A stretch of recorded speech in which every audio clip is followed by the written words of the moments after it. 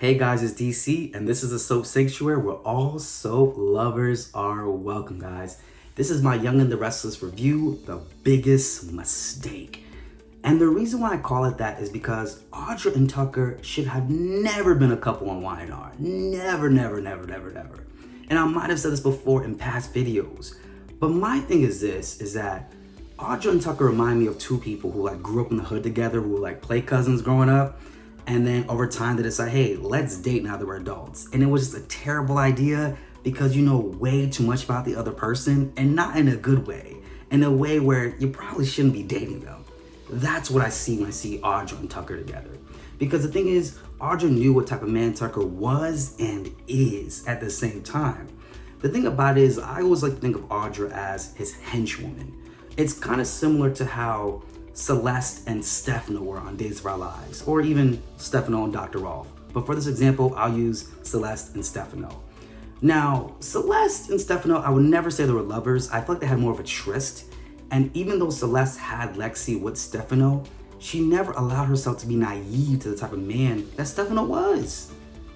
And that's the thing that baffles me with Audra, because you know where the dead bodies are buried when it comes to Tucker. You know how he operates, you know what type of man he is.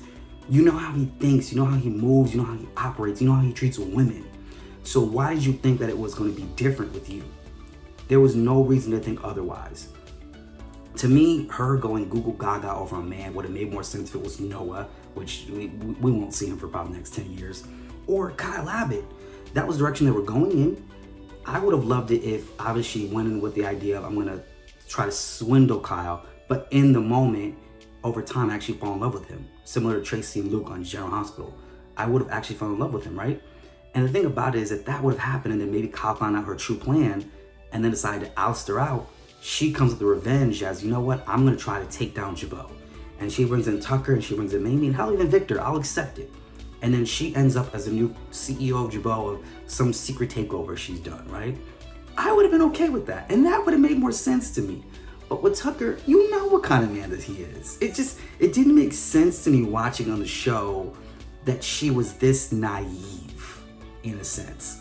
I've never seen Audra as a naive character. Granted, just because someone's vulnerable doesn't make them naive, and she's been showing a lot of vulnerability, but to the wrong man.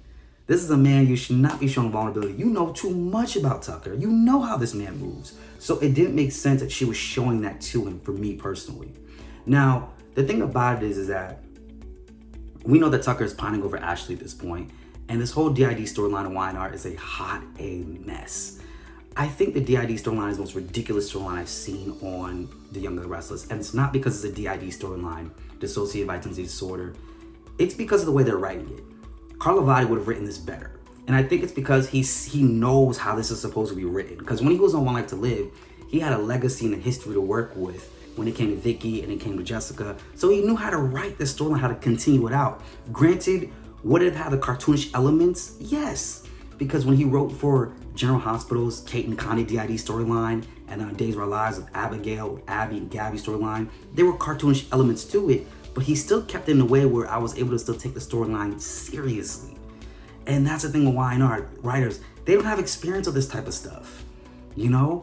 They know how to write this well to where I'm interested in. And Ashley's not a character that I can honestly say I give a damn about on Y&R. They've never written well for Ashley. Eileen Davidson is a phenomenal actress, but the character of Ashley is very one note that I'm not invested. And they're trying to make now all these elements pop out of the sky with her. But I've never cared about Ashley in the first place to begin with. If it was Jack, I would have been more invested. Hell, if it was Diane, I would have been even more invested. But not that much with Ashley in a sense, you know?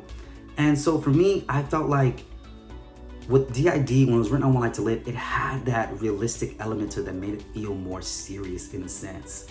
I still think of Audra as a modern woman, almost like a young Tina Lord or a Claire Walsh.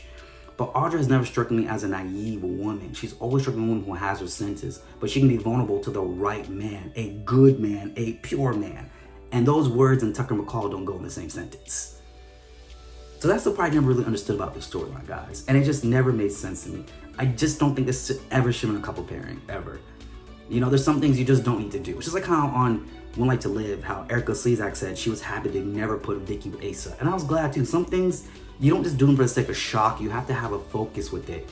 And Tucker and Audra were allies. They were the only two allies. Like, they both knew they were both no good. So you get together with that person? And I know we're probably could compare it to Gwen and Xander in Days of Our Lives, but it's not the same. Because Gwen didn't know Xander from way back when. But Audra pretty much kind of knew what Man Tucker was. She knew all the way, how he thought. So that's why it didn't make sense to me, guys, in that sense. But anyways, guys, that is my Youngest Restless review, The Biggest Mistake. I will see you guys on the next video. I'm out.